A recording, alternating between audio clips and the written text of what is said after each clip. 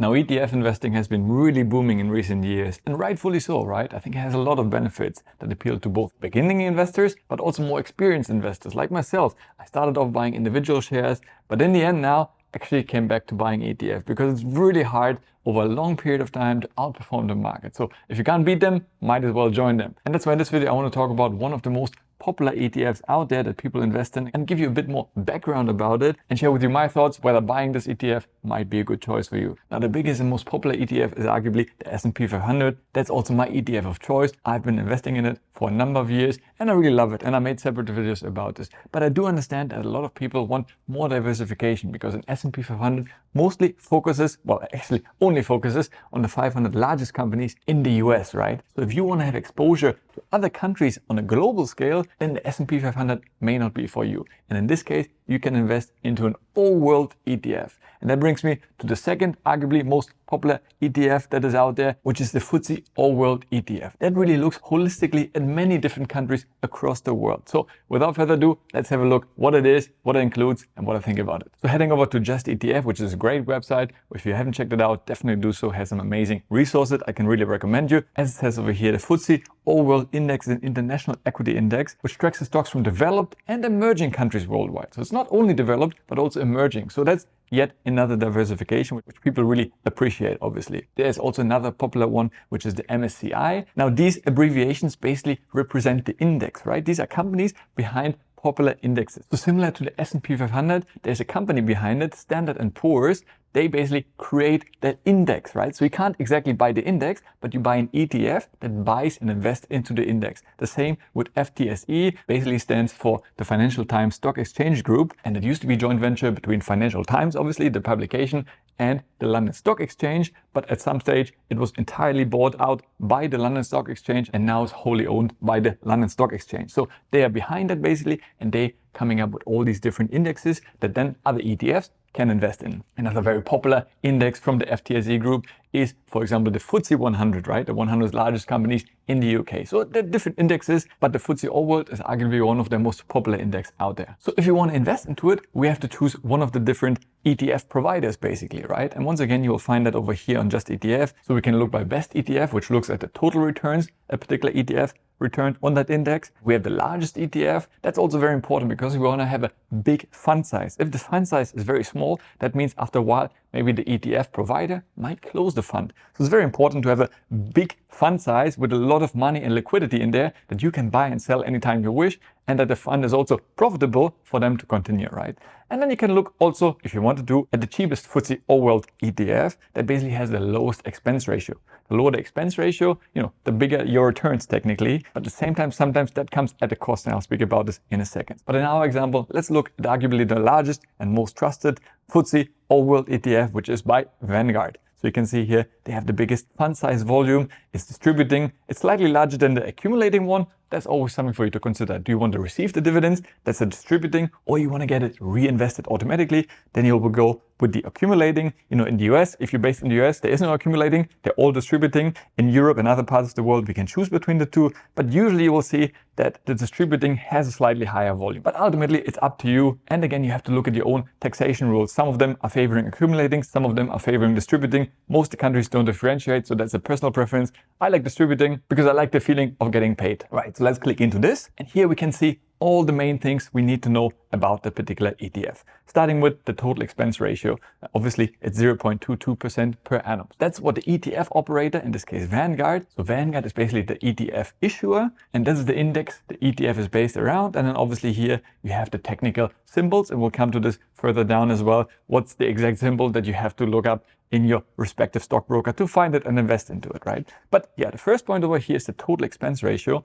That's very important. The higher that number, the worse for you, because that comes out of your returns. You don't actually have to pay it to them. It's basically taken out of your returns. But yeah, you want this number to be as little as possible. And that's something why I like the S&P 500, for example, because right now I'm buying from another ETF issuer, which is State Street, and they're offering me for 0.03% per annum. I mean, that's literally free, right? 0.03%, it's a tiny amount. 0.22% is already much higher. So if your ETF generated a 10% annual return, let's say, in fact, you would only get 9.78% because the other 0.22% would be withheld by your ETF issuer. Then in terms of distribution policy, we spoke about it. You can either have accumulating or distributing. In this case, it's distributing. The replication is also very interesting. So as I said before, some of them are cheaper. We've seen before. Now the S&P 500 ETF that I buy, it's fully replicating. So that means they buy every single share of that index and they have it and own it physically, right? Here it's sampling. And it's different because imagine they have 3,651 stocks in there, in the whole fund. So that's a lot of stocks to buy on a daily basis. So when they say sampling, it means they still physically own some of the shares, but not all of them, right? You will see in a moment, we have so many different countries involved in there. If they had to buy every single share in every single country, it would just be very cumbersome and it would actually drive up that expense ratio even higher. So in a way, it's smart that by only buying the most important stocks in that ETF, you really have a strong base. If something was to happen, they have those stocks, but at the same time, it allows them to still have a competitive expense ratio. So I have no problem with this. Obviously, it would be impossible for them to buy and own all of them, and that would just drive up the cost even higher. But it's something to keep in mind. Obviously, some of those ETFs, on all world ETFs, they have even cheaper expense ratios. That also means they own less physical assets. That's why in this case, I wouldn't only look at expense ratio, but really have a trusted ETF issuer, such as Vanguard, BlackRock, State Street. These are the three big players that I really trust my money with. And then obviously you want to get a good expense ratio. Fund size, as I said, is very important, but here you can see that's arguably the biggest fund for the particular index you can buy right now. Going down further, you can see here obviously different overviews, and you see the quote right now in pounds, but I'll show you towards the end of it, there's different markets, so you can buy it in euros, in dollars, in pounds, whatever you like. It's really up to you, and buy the currency you feel most comfortable with and that you mostly transact in, because ultimately you invest into the underlying asset, right? A lot of people ask me, which currency should I invest in? There's no difference if you buy the car in dollars or you buy the same car with euros. Ultimately, it's a different currency you use, but the value of the car fluctuates, and what you sell it for is the same, whatever currency you buy it in, right? So that's, I think, a good way to think about it. When you buy a car, it doesn't matter which currency you use. The car value is what fluctuates, and then what you sell it for is the same currency if you wanted to, right? But again, I mostly invest in dollars because I'm just comfortable with dollars. I earn dollars. I transact a lot in dollars. And yeah, I think the future currency, I think, is more dollars than euros. But again, ultimately, it has to work for you. Then you can see a bit of information here on the chart. You can play around with it. It was only created, that particular index, in 2012. So you can see if you click on max, you see here the overall development since then. A little bit of basic data overall. The distribution policy is basically paid out on a quarterly basis. It's domiciled in Ireland. So for non-US citizens, it's much better to invest into UCITS ETFs, and most of them are based in Ireland. So there's a lot of tax advantages to it. Right, but let's look into the holdings, because ultimately we want to see what the holdings of that ETF are, so we understand what we're actually investing our hard-earned money in, right? Top 10 makes up 18.64%. Now that's actually a nice balance, because some of the bigger ETFs, for example S&P 500, what I'm invested in, you can see the top 10 makes up 32%. So really a lot of concentration in the top biggest holdings. So it's nice to see a little bit more diversification over here. However, when we actually look into the companies in the top 10, you will see some very familiar names. For example, Microsoft, Apple, Nvidia, Amazon, Meta, Alphabet, Eli Lilly, Broadcom, and Tesla. Now let me jump back into the S&P 500. Well, it looks very familiar. Pretty much the same. Microsoft, Apple, Nvidia, Amazon, Meta, Alphabet, Berkshire, Alphabet, Eli Lilly, and Broadcom. So the only difference, I believe, Berkshire Hathaway is in the S&P 500 and not in the FTSE All World. Instead, you have Tesla. Like it or not, but this is how it is right now. Whenever you watch it, that might change. Obviously, it's very dynamic depending on the value of the company. Those are weighted. The higher the market cap of a company, the higher chance that they will enter the top 10. So if Tesla drops off, the price keeps on dropping, they will go out, somebody else will come in. So that's very dynamic, but that's just as of recording. All of the top 10 is actually US based. So when we talk about global ETFs, yes, you're going to diversify, and I'll show you in a second the different countries, but keep in mind that the US is still a huge part of your investment portfolios. If you're not really fond of that or don't believe in the US long term, then I don't know if that's really the best ETF for you. I do believe in the US, and I think they're going to continue to deliver strong returns in the future. So that's why I'm happy with this. But yeah, it's very interesting when people want to diversify. Ultimately, you still invest a lot in the US. And you'll see this when we look at the countries over here. In total, you will have 58% exposure to the US. Even though you invest in the global ETF, US alone makes up 58%. So that's a huge chunk right there. Then of course you have a few other countries. Japan, I was quite surprised, being the second biggest. And then you have the UK, and then Switzerland as the fourth biggest, ahead of China. Now, basically how they do that weighting is similar to the company weighting. So each stock market is kind of put relative to each other, right? So Japan is the second strongest stock market in terms of total valuations within that stock market after United States. And then China a little bit less. But yeah, overall you see really the major weighting towards the US, and only then you have some other countries, Germany for example, less than 2% of an all-world ETF. India, another huge market in itself, 1.89%. So tiny numbers. And you see you have other at almost 20%. That means you have so many other countries still listed over there. Yes, it feels nice to be diversified globally, but ultimately it still comes back to a very strong skew towards US investments. In terms of sectors, it's quite nicely balanced, even though of course still technology is the biggest part, because once again, US taking such a strong share in it, and the US stocks, a lot of them, successful ones, are tech-based. That's why it has a bigger weighting here as well. But then you have different sectors in there as well. So I think that's a nice diversification. If I contrast it, for example, with the sectors in the S&P,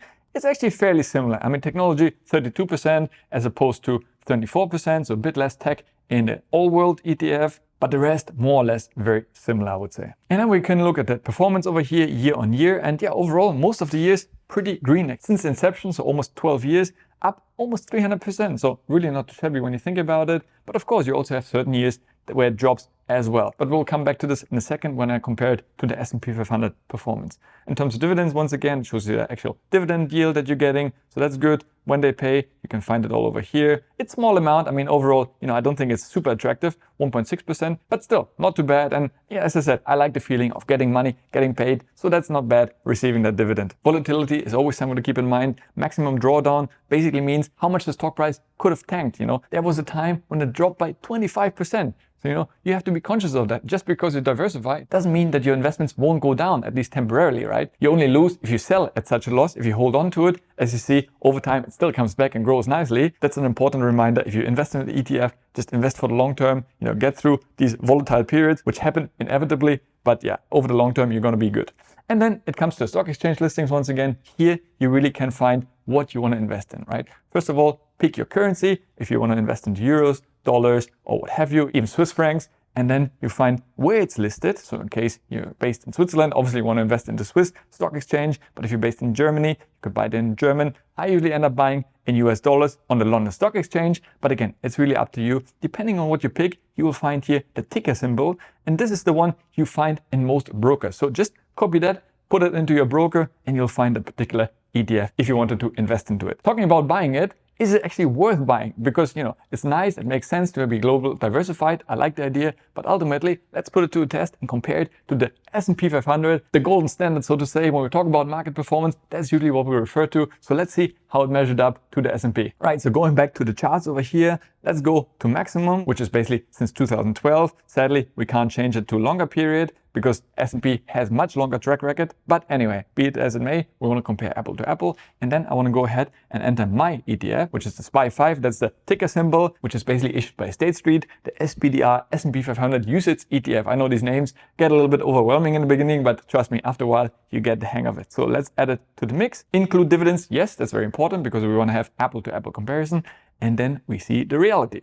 Obviously, there will be much longer track record for the S&P 500. But if I just compare, since 2012, since the inception of the Vanguard All World UCITS ETF, well, you see in the beginning, not much of a difference. But over time, well, you see quite the difference over here.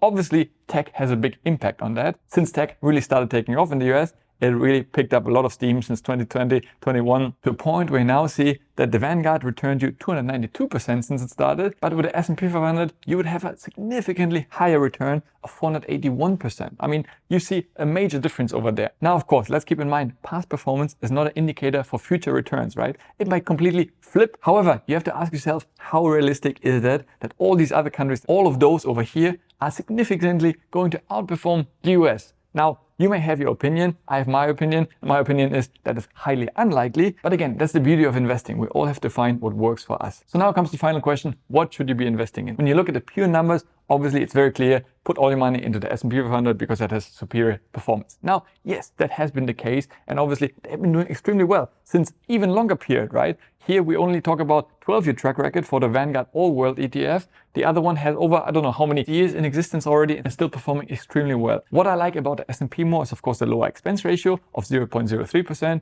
as opposed to 0.22%. But these are just minor details, right? Ultimately is the question, what are you investing in? Do you really understand that? Because that's important. I like to understand my investments. Now, it doesn't mean I understand all 500 US companies. I'll do more deep dive in that in the future. So kind of have a rough idea what I'm investing in, but I understand the US market. I cannot say that about the Japanese market, Chinese market, Indian market. There I'm kind of hoping that the economy do well, but I have no idea, right? It's very intransparent also in many ways. I don't have access as much to that as I have to the US market.